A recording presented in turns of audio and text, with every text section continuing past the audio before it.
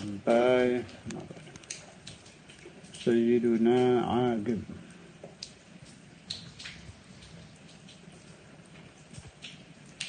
Nama Rasulullah Sallallahu Alaihi Wasallam di alam dunia boleh juga disebut di alamul mulki Sayyiduna Muhammad. Kalau di alamul malakut, di alam langit, nama beliau disebut Sayyiduna Ahmad. Nah, kalau di neraka ini Sayyiduna Aqib. Ini ada keterangan siapa ini? Qila tapi pendapat dhaif itu qil. Tapi ada pendapat yang mengatakan wa hadzal ismu alladhi huwa al-Aqib wa ismuhu sallallahu alaihi wasallam fil nar. Apa ini? Matalih al-Masarrat halaman 83. Nama Rasulullah sallallahu alaihi wasallam fil nar. Salah satu yang menjadi dalil bahwa nama itu kalau berasal dari sesuatu yang luar biasa, hasilnya juga luar biasa. Jadi tidak bisa dikatakan nama itu tidak ada apa-apanya. Oh, ada apa-apanya. Di satu sisi ya, di satu sisi. Kalau yang dimaksud nama itu tidak ada apa-apanya, itu maksudnya begini. Kalau orang namanya baik, tapi kelakuannya tidak baik, lah apa gunanya? Itu benar. Pendapat itu benar. Tapi kalau yang dimaksud nama itu tidak ada apa-apanya dari segala sisi, ya keliru. Saya ambil satu contoh yang di kitab ini, di Matalih al-Masarrat, halaman 83, Syarah Dalail, karangan Al-Imam Al-Fasid. Di sini ada cerita begini.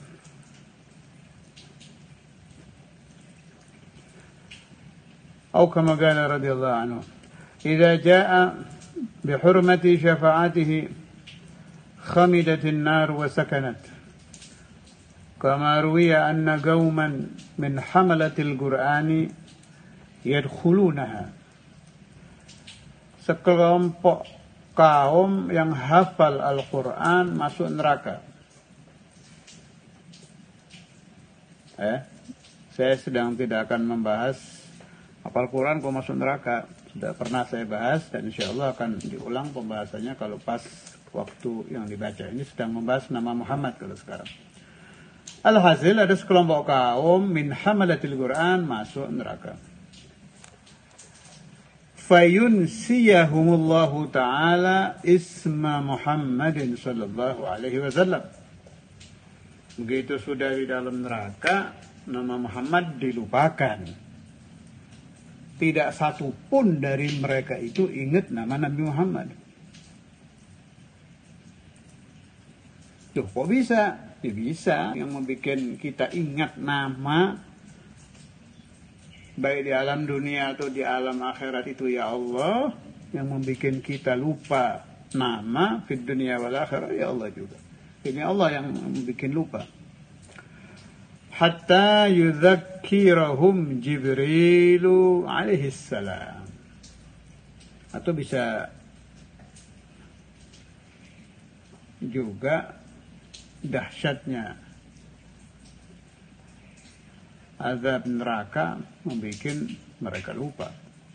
Ya tetap Allah juga sih, mau dari dahsyatnya azab atau tidak, tetap al-munsi huwallah, yang membuat lupa adalah Allah. Akhirnya mereka diingatkan oleh malaikat Jibril. Diingat kenapa? Nama Muhammad. Fayadhkurunahu. Akhirnya hamalatul Quran ini ingat nama Muhammad. Begitu teringat nama Muhammad, apa yang terjadi? Fatahmadan nar, maka api nerakanya padam. Ini nama Muhammadur Rasulullah Sallallahu Alaihi Wasallam itu kalau diingat di dalam neraka, nerakanya padam. Masya Allah. Berarti kan ada apa-apanya nama itu. Ada apa-apanya. Ada apa-apanya itu. Seperti pengarang Al-Burdah. Al-Imam Al-Busiri, fa inna li dhimmatan minhu fi tasmiyati Muhammadan wa huwa awfal khalqi bidzimami.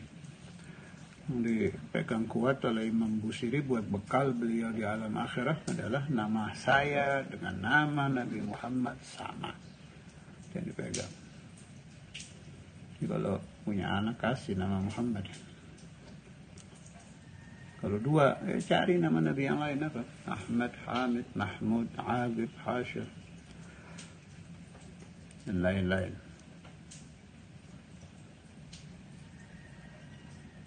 Kalau mau digabung boleh itu. Cari nama Nabi Muhammad yang ada Allahnya. Kemudian jadikan satu, jadikan kena dua. Dia mengambil nama Rasulullah SAW, juga ada nama yang bersandar kepada Allah Subhanahu Wa Taala. Atau dua nama jadikan satu. Muhammad Abdullah, tidak apa-apa.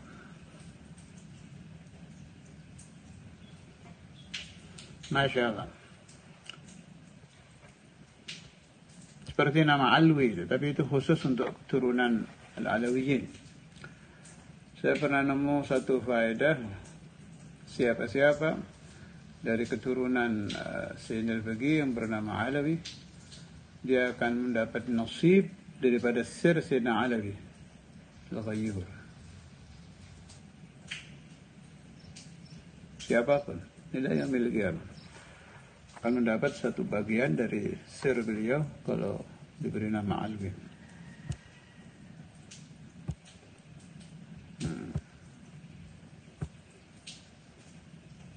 Sampai-sampai Imam Ghazali itu lihat namanya itu Muhammad bin Muhammad bin Muhammad. Abu Hamid Muhammad bin Muhammad bin Muhammad.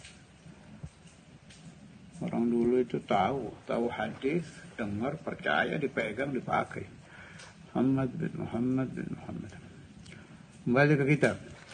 Kalau maknanya agib al-ati adib al-anbiya, fala nabiyya ba'dah, dan al-aqibah huwa al-akhir. Yang datangnya setelah para nabi. Karena makna al-agib adalah al-akhir, akhirul anbiya. Akhirul anbiya, khatamul anbiya, agib satu arti.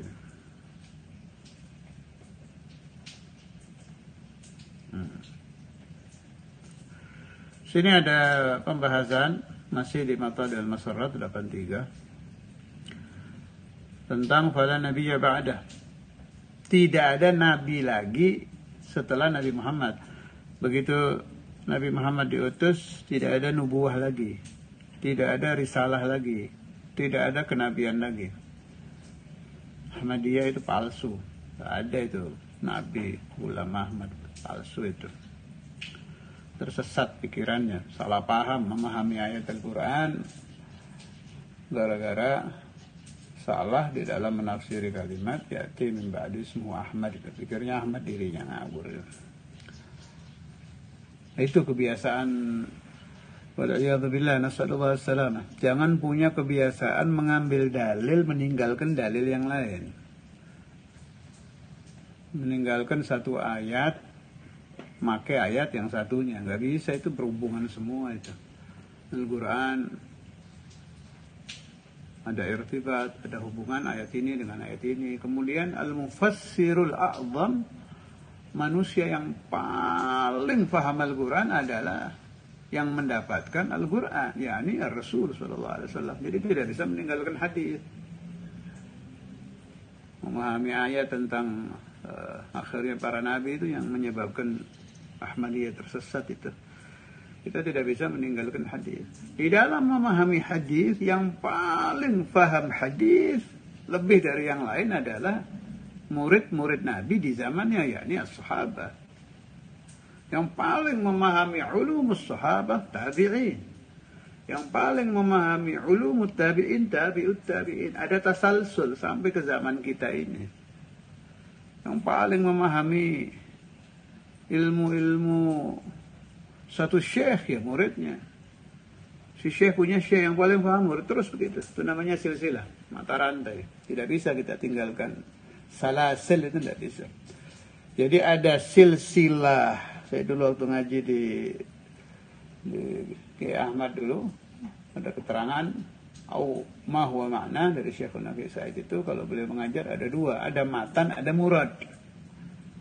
Jadi seperti kita membaca satu ayat atau satu hadis atau satu pendapat ulama, kan ada lafadznya itu. Si lafadz ini punya silsilah ini. Dari guru sampai ke pembicara pertama. Pembicara pertama bisa Syekh, bisa Imam Syafi'i, bisa Rasulullah, bisa Al-Ghail Allah Azza wa Jalla. Jadi silsilah lafadz turun sampai ke bawah. Ada murad, makna yang dimaksud. Sebab kadang lafadz A maknanya ada 3. Ini mana yang kita ambil ini? Karena itu kebiasaan kiai-kiai Madura, Kiai Khalil Bangkalan, sampai menurunkan ulama-ulama besar di Indonesia. Kiai Jawa pakai istilah mereka itu absahan, nafsai, itu bagus itu. Saya pernah baca riwayat Kiai ini siapa? Kiai Kediri. Di manakibnya itu bahasa Indonesia saya baca. Beliau pernah memberi makna satu lafadz tidak bisa dipahami murid. Juga aneh sudah maknanya nih. Nggak nyambung. Kata beliau, terserah, saya dapat makna dari guru saya Kiai Khalil seperti ini. Kiai Khalil, kalau Kiai Khalil Bangkalan yang wali kutub itu, Allamah wali kutub, kalau memberi makna seperti ini. Ini saya cocok orang begini. Jangan merubah muradul makna yang dari Syekh, bahaya. Mau berpendapat 1000 pendapat silahkan, tapi kalimat yang dari guru jangan dirubah. Ngomongnya bagaimana dulu Syekhnya? Kata si Syekh, muradnya bagaimana?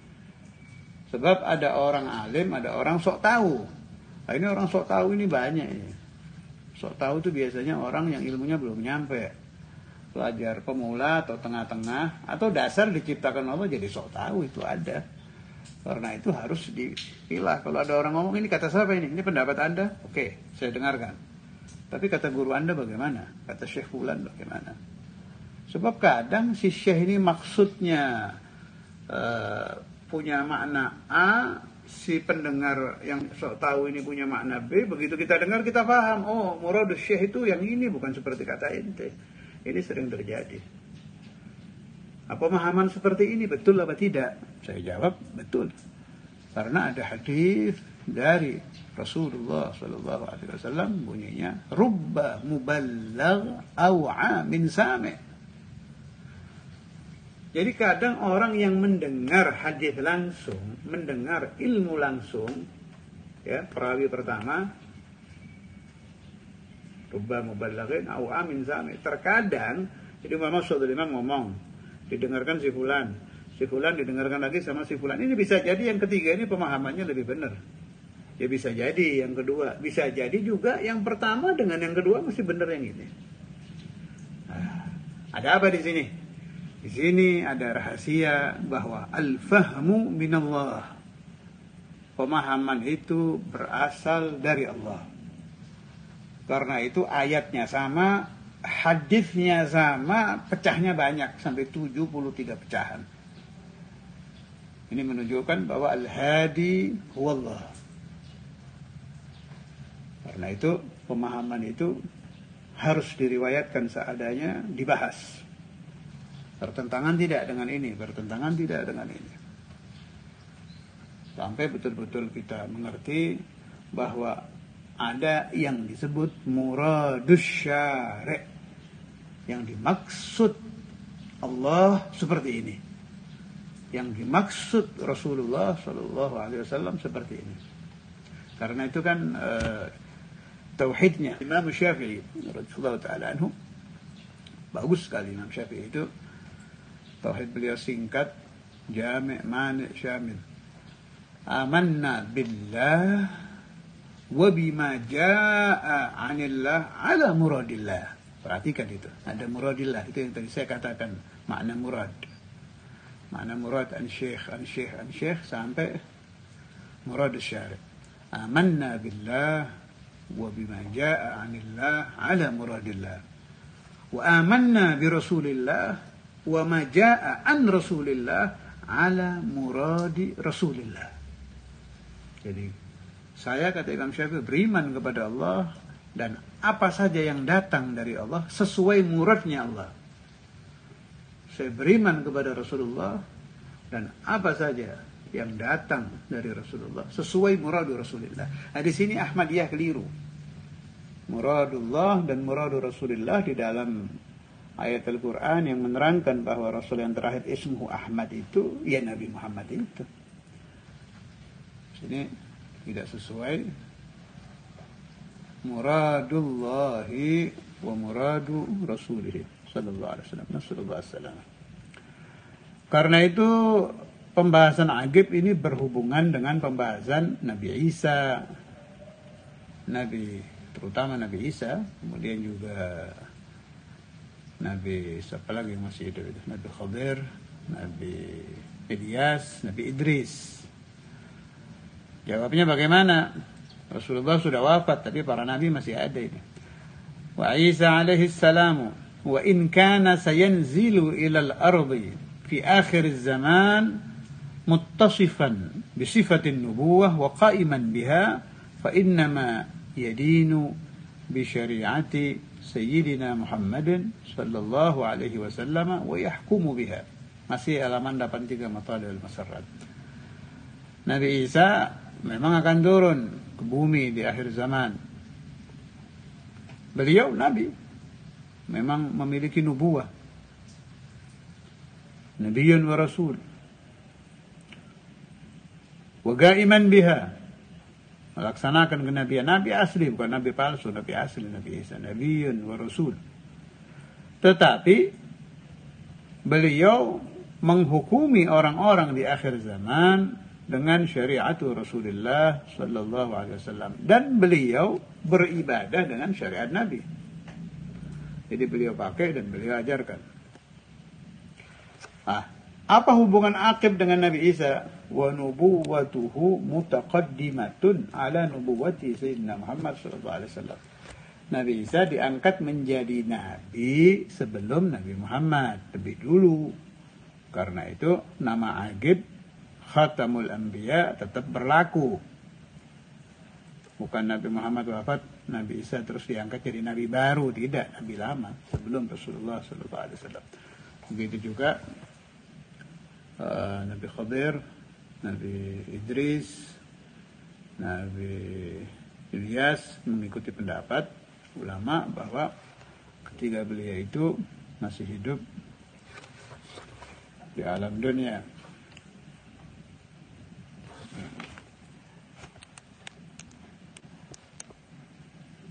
Nah, Nabi Isa itu, ini ada pembahasan, tapi waktunya sudah habis ya. Tolong saya diingatkan betul. Ada 2-3 pembahasan lagi yang berhubungan dengan Nabi Isa yang perlu dibahas, penting soalnya. Di antaranya bahwa beliau itu setelah naik ke langit sempat turun lagi. Bi amrillah, tapi ya naik lagi. Kalau menurut Sawi sampai 2 kali. Di Tafsir Sawi halaman 283 ketika menafsirkan ayat wa rafi'uka ilayya sampai 285 insyaallah kita bahas kali yang akan datang.